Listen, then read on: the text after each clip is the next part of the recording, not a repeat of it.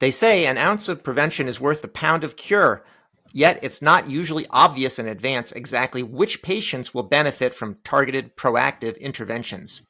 Payers and at-risk providers have long used predictive modeling to try to figure out where to act, but big success stories are rare. New AI approaches should be a game changer, however, especially if applied to the right data sets and coupled with effective follow-through. Today's guest, Andrew Eye, is CEO and co-founder of ClosedLoop, which is using AI to predict health events like hospital readmissions and appointment no-shows. Hi, everyone. I'm David Williams, president of strategy consulting firm Healthbiz Group and host of the Healthbiz podcast, a weekly show where I interview top healthcare leaders about their lives and careers. Please leave a comment, subscribe, or leave a rating or review. Andrew, welcome to the Healthbiz podcast. Hey, David. Thanks for having me. Great to see you. Andrew, you've been doing a lot of really interesting stuff at ClosedLoop, but also a lot of interesting stuff before that. So I just want to explore that a little bit to understand your background. Maybe starting with your childhood, any notable events in childhood or any childhood influences that have stuck with you over time? Oh boy, there's quite a few stories I won't share with you today. But if you do some digging, you might find some horror stories. I was probably a little difficult for my mom to raise. But in terms of influences, I'd say my mom was my biggest influence. Single mother, public school teacher, went back to school after raising my brother and I. So I got the distinct honor of watching her graduate and walk across the stage. She really instilled in my brother and I kind of a work ethic, as well as kind of a real focus on education. So she used to tell us, you can be anything you want to be in life, so long as you get a college degree. I said, well, that's great, Mom, but what if I want to be a trash man? She said, you'll be the smartest man on the trash truck. Yeah. So we were really lucky to have our mom kind of bring us up right. That's excellent. If I look at your background and a lot of the entrepreneurs that I speak with, they probably weren't the easiest in school. And so I know if your mom had probably a classroom of people like you, she probably wouldn't have been able to manage too long. And yet at the end of the day, if we didn't have a few like that sprinkled about, we wouldn't have the kind of dynamic economy that we do have. So when you got on to, you do have a college degree. So did you do that just because your mother said you had to, or what were you thinking at the time? Well, there wasn't a choice in our household. I was going to college whether I liked it or not. But yes, I'm a proud Hokie. Went to Virginia Tech, did my undergrad in kind of a business slash technology background. So came out of school as a software engineer, but also had kind of a basic business education as well. So that was kind of my route. I was lucky to be at a school. It was a lot of fun and had a lot of school pride. But that was my journey as far as college was concerned. Got you. So I saw early on you worked at, I think, a place called i2, and then you blasted off to NASA. Yeah, that's right. So, i2 Technologies, it's funny now we talk about artificial intelligence and machine learning. i2 was an algorithms company in the supply chain optimization business. They were trying to figure out how to load packages onto trucks to get the best gas mileage out of them. We didn't call it AI or machine learning back then, but similar technology. And actually met my co-founder there, Dave DiCaprio, almost 20 years ago at i2 Technologies. Then, yes, you're right. Spent a little time at NASA working on Earth science satellites, and then, ended up starting my own businesses thereafter. Yeah, it's interesting. You mentioned meeting a co-founder at your first job. That first job could be so important, and I see it. I have my own kids are recent college graduates, a couple of them. And I remember back, people that I met, my first job, I still work with today, 30 years later. It's a really formative time. And if you can find the right person, it is really worth a lot. I was very fortunate. Our campus at I2 was about a block and a half away from MIT. So when I first got there, I thought, boy, they made a big mistake. I must be the dumbest guy here. I worked with all MIT grads, at the beginning of the internet. And so there were a lot of smart young people working there that have all gone on to be CTOs and CEOs. So yes, you're right. Quite formative. And I was very fortunate to have that first experience. Now, you mentioned going and founding a couple of companies, and I saw two companies that you, I think, were involved in founding, Siphent and Boxer, which then both were acquired by larger organizations that you spent some time with as well. What was that process like? Yeah. So, the first company I kind of fell into, I had a friend who had kind of encouraged me to leave my day job and start a business with him. That was in the information security space, Siphent, as you mentioned. So that was a bootstrapped company. We started it from nothing and grew it to number 16 on the Inc. 500 list. Had a bunch of success there. Ultimately sold that to Accuvant, which is now Optiv, the largest information security reseller in the country. So really fortunate to grow that business. The second one, Boxer, was a consumer mobile business. So that was Outlook for your smartphone before there was Outlook for your smartphone. That was the first venture-backed business that I had started. So went out to Silicon Valley, went down Sand Hill Road, doing the rounds and pitching the idea, and ultimately built one of the first third-party mobile email applications for iPhones and Android. Ended up selling that to VMware. So yeah, that was kind of the first journey. Information security, then consumer mobile email, and of course, after you do those two things, what else would you do but start a Yeah, health IT company, of right? course. I was going to say, well, so, I mean, it's obvious, right? So if you start the first third party app, it's not like you're going to start the third first party app. So that's, so where else do you go other than healthcare? Usually people go into healthcare because they don't know what they're doing and they think it's going to be easy. A lot of times you have people from the technology field and they say, we solved this, that, and the other, moving boxes around, et cetera. How hard could it be to go and fix everything in healthcare, which is so broken? Were you one of those, or were you a little more eyes wide open going into it? I'd like to think I was eyes wide open, but maybe kicking and screaming. People always ask me, how did I end up in healthcare? And the short version is my co-founder made me do it. Yeah. Dave DiCaprio had worked on the Human Genome Project at the MIT Broad Institute under Eric Lander, spent some time in the payer market doing predictive analytics and machine learning.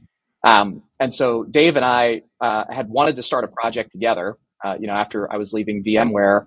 And originally we were working on something completely different. We bought the first two Microsoft HoloLenses in Austin, and we were going to build, augmented reality applications because we thought that might be the next big platform. Yeah. But luckily, about 3 months into that project, Dave said, "Hey, actually, Andrew, I think this stuff we're working with in kind of deep learning and machine learning could be really applicable in the field I came from, healthcare." And I said, "Boy, that's a terrible idea. I really don't want to do that. I heard that's a really hard market." Yeah. But Dave roped me in. I spent about a month getting kind of acquainted with the industry and got really excited about value-based care in particular.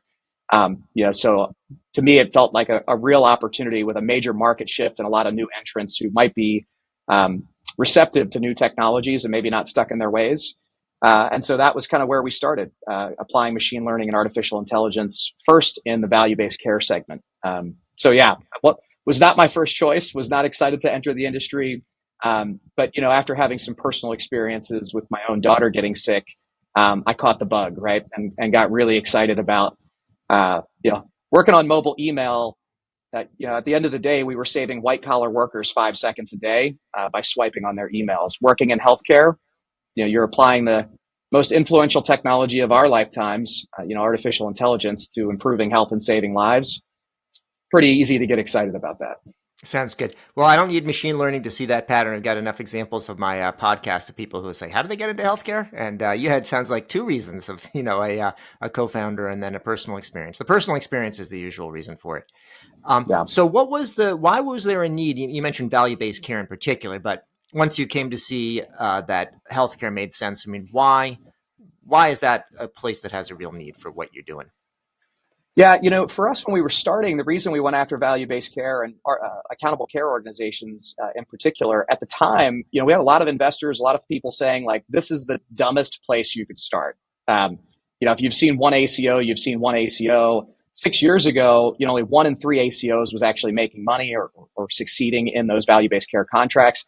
And so, we had a lot of pushback that maybe this wasn't the right place to start. But our thought was, this is the part of the pie that's growing. We're going to see more and more dollars shifted to value-based care. And these are early adopters. These are folks who, by definition, are trying new things. And so we saw a greenfield opportunity in value-based care.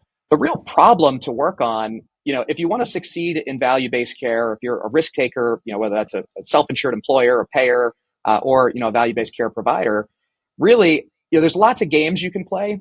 You can kind of look at trying to get coding correct. You can look at how you design your network, and all of those things can really have a benefit in building a good business. But at the end of the day, what the federal government needs us to do We need to spend less money and get better results.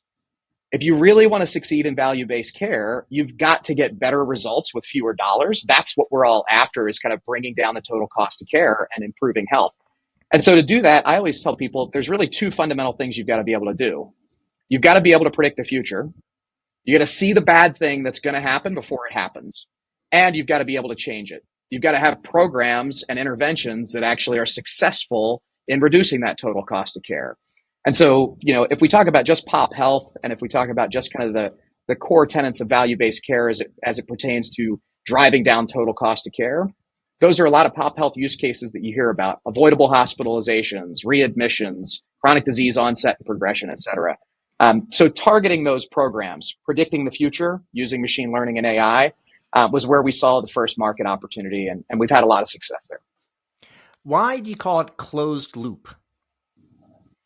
Yeah, it was interesting. I have a history of being pretty terrible at naming companies, actually. Okay. But closed loop, we had looked at a couple of different things. We had looked at deep medicine, which ended up being, or deep health, I think, playing with this deep learning idea way back when. But for us, closed loop was this idea of not only predicting the future, but actually demonstrating whether or not you were able to change it, right? The closed loop in closed loop is all about, hey, I said something bad was going to happen, or I predicted some future event, or I said somebody was going to no show for an appointment. Then you're going to do something different.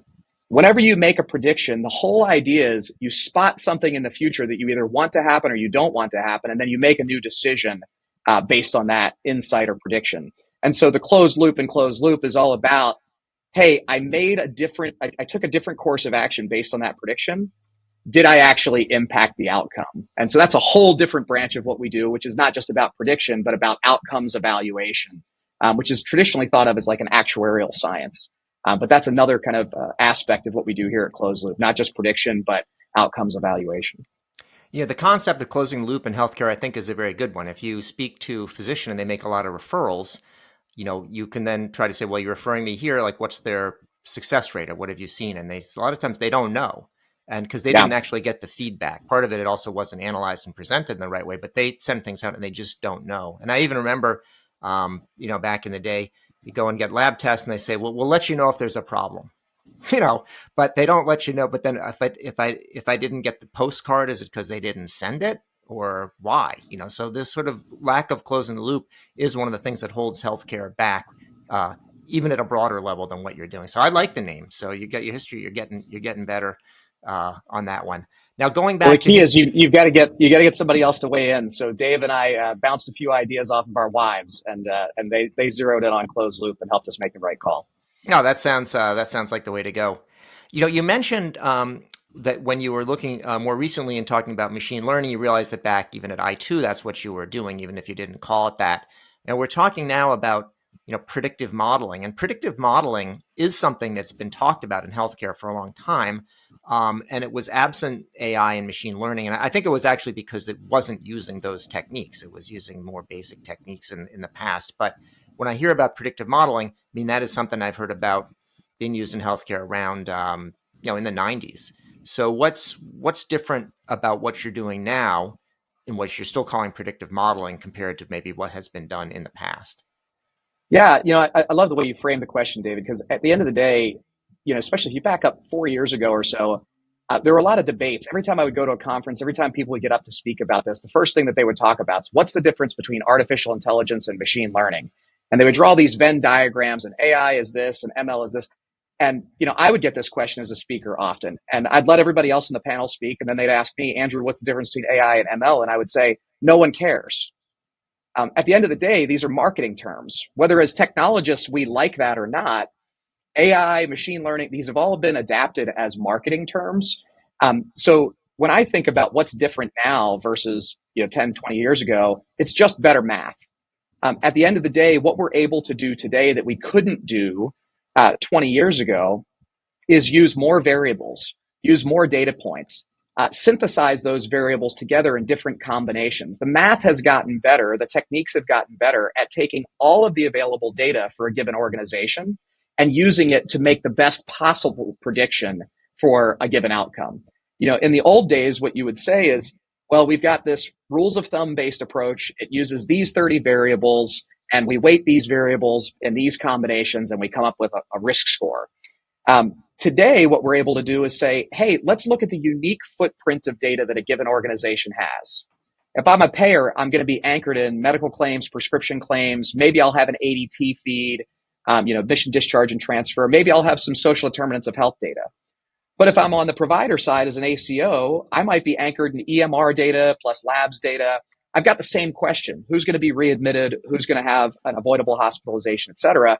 But I'm working with different data assets. And so what machine learning allows us to do is build bespoke predictive models based on all the available information and signal available to a given organization to make the best possible prediction, the most accurate, most explainable, most actionable prediction for a given organization. So that's really what's changed, is this ability to kind of leverage all the data that an organization has rather than kind of looking for just a handful of variables. Now, how about the data sets themselves? A lot of what you're describing, claims, ADT, the structure of those hasn't changed that much, although there actually has been some change, at least on the claims side. Is the quality of the data better now that people realize what it's being used for and it's being collected in different ways? Are the data sets different, or is it most of the difference and improvement, based on the math and then also perhaps the change so that you've got value-based care and people actually have a reason to act on it? Yeah, so there's a couple of big trends going on here, but this goes back to your question of what's different about machine learning. So there's this idea in healthcare, particularly a few years ago. I hear about it less that our data is too messy. The first thing we have to do, our data in healthcare is so messy, and you don't understand, and we've got to clean up the data before we can do anything with AI and machine learning. It turns out machine learning is really good at handling messy data. The idea that I've somehow got to get everybody perfectly coded, I've got to get everybody perfectly classified before I can then use AI or machine learning, it's just false. And so if you take a simple example, I might have a patient who isn't coded as diabetic. So I look at their claims data, I look at their EMR data, and maybe somehow I'm missing that diabetic diagnosis code. And yet I see a prescription for insulin.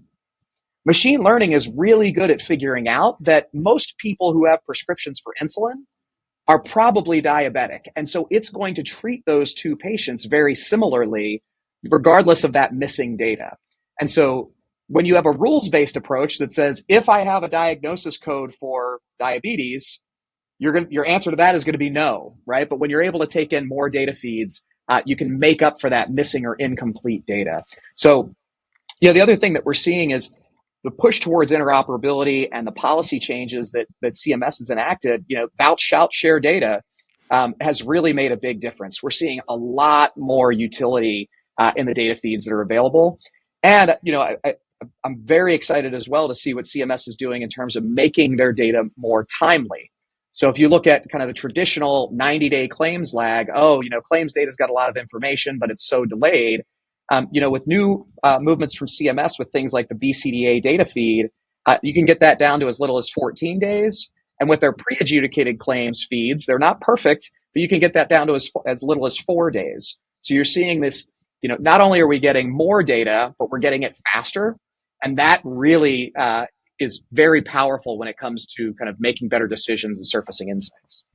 So you have more data, you can have it faster, you can have it cheaper from the standpoint of just interoperability. And then also, if some of the things that were being done before, which used to call data cleaning, can be just skipped because you can do it with machine learning, that's improved. And I think the machine learning can go beyond what you're describing as your simple example with the insulin and the diabetic to find, for example, patients who had certain tests or certain symptoms. And even if they weren't officially diagnosed, there's probably a likelihood that they may have something. And then I think the business model side of it, is all going together. All right. So now it's a no-brainer that you went into healthcare. What about this question about funding the organization? You said you'd had success on a bootstrapped one, and then you did a venture-backed one. I think you raised money for ClosedLoop as well. But what have you learned? What did you learn, and how did you apply that to your financing decisions for ClosedLoop? Yeah, sure. It was funny. The first companies you mentioned, bootstrapped. Second company, I thought, well, geez, I've got this company that was Inc. 500, number 16, and I've sold a company. And so I'm just going to go out to Sand Hill Road and they'll throw money at me. Yeah. Boy, did I have a wide, rude awakening. I got 60 no's. That's 60 no's before I got one yes when I raised money for Boxer. Fortunately for ClosedLoop, Having two wins under your belt is a little bit different than having one. Yeah. So the early funding gets a little easier when you've had a couple successes. But everybody's on a level playing field once you get past that early funding. Yeah. And so, it really comes down to metrics and kind of adoption. So for us, going from that seed round to an A round and then to a B round was all about market traction. And, for us, kind of the two big kind of points, we're winning the CMS AI Health Outcomes Challenge. That really put us on the map, beating out the likes of IBM, Accenture, Deloitte, Merck, Mayo Clinic in a head-to-head contest. That put us on the map for a lot of folks. And then, analyst reports. So folks like Class who cover these categories and talk to your customers. And so, I think that's where we've been fortunate in being able to raise some of these other rounds. Obviously, AI is a hot sector. Yeah. So, we've been fortunate in having folks who kind of believe in the vision. Who is the customer? Yeah. So for us, we have two types of customers, those who have data science teams and those who don't. For those that have data science teams, we provide a platform for them to build, deploy, monitor predictive models better, faster, cheaper. So that might be the chief data officer at a payer. Think about like a mid-tier blue on the payer side. And then we have customers who don't have data science teams. So in the ACO market, you've got folks that are building new teams, rapidly growing, and they might use our platform plus our bench of data scientists as kind of a fractional FTE, a fractional part of their team to build some of these same predictive modeling use cases, as well as some of that outcomes research or actuarial work that we do as well.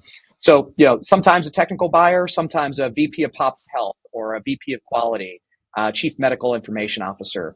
But our big two segments are kind of payers, value-based providers, and then now some of the folks in the traditional kind of fee-for-service hospital world are waking up from that COVID coma and are starting to make investments in this area as well.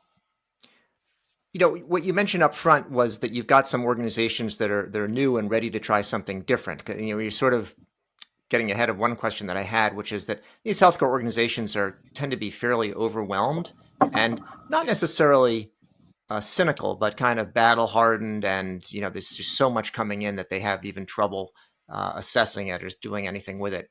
How is it that you get these, if I'm right, that, a lot of overwhelmed healthcare organizations out there, how do you get them to try something that's new? Yeah, again, when we started, it was all about finding the people who had a little bit of a different mentality. So if you look at kind of value-based care, by definition, these were people who were kind of starting with a different business model. And they had the very acute pain point, which was, I'm going to make investments in proactive care. I need to make sure that proactive care is going to the people who actually need it. So I've got to be able to predict the future if I want to be able to change it. So, a lot of this is about picking the right people first, the right customers first. Then once you've demonstrated success, it's not that big of a jump. When people see, gosh, you're having success with One Medical or Iora, you're having success with Palm Beach ACO, the number one MSSP ACO in the country. You're having success with Southwestern Health Resources, number one next-gen ACO in the country. When they see that success, then others who might not be the first adopters start to say, gosh, maybe this is something that makes sense for me as well. And so, for us, it was about going from value-based care to payers and now, back to the traditional hospitals. But, I think part of this is also, you can't come at this with like a shiny object and like, you don't want to be a hammer looking for a nail. Yeah. And so for us, our first question, is always, let's assume I can predict the future. What are you going to do different based on that prediction, right? And how is that going to drive your bottom line, right? Whether that's improved outcomes or whether that's financial outcomes, but we've got to have a tangible ROI associated with whatever use case you're interested in, because otherwise this program is going to get shut down for all of us. And so whether that's quality and safety or population health, you've got to really find those tangible ROI opportunities in order to kind of get past the hurdles that you mentioned. So, Andrew, where does the company go from here? Yeah, for us, the thing we're really excited about right now, it's not just about kind of, again, as we talked about predicting the future and machine learning and AI. What we're really excited about is closing the loop and being able to not only target these programs, the proactive care, but help organizations demonstrate that they are actually bending the cost curve, that they're actually improving outcomes. When you look at, particularly in this pop health space, which, we've kind of focused on that today, but there are use cases in risk adjustment and prior authorizations, lots of other opportunities. But at the end of the day, if you're going to do something different based on that insight, that AI prediction, you've got to know whether or not the action you took actually had the intended outcome. And so that's all about this outcomes research. That's all about what we call evaluate, which is program evaluations that really, in a statistically sound way, tell you, is your chronic care management program working? Is your transitions of care program working, et cetera? Because otherwise, you're just looking at it and saying, well, we did better than we did last year, so I hope our program's working. But doing that in a statistically rigorous way through program evaluations and actuarial science is what we're really excited about, closing that loop. Great. Well, my last question for you is about whether you've had a chance to read any books and recently, and if there's anything that you would recommend, or if you recommend anything that people avoid. Yeah, sure. Gosh, a few that come to mind. Obviously, in the space for folks who are interested in AI and chat GPT and large language models, great book, The AI Revolution, GPT at 4 and Beyond. Peter Lee, head of research from Microsoft, maybe only a couple months old. I'm reading right now The Song of the Cell by Siddhartha. I'm going to butcher the last name, Mukherjee. And then another recent one in the AI and ML space is A Thousand Brains by Jeff Hawkins.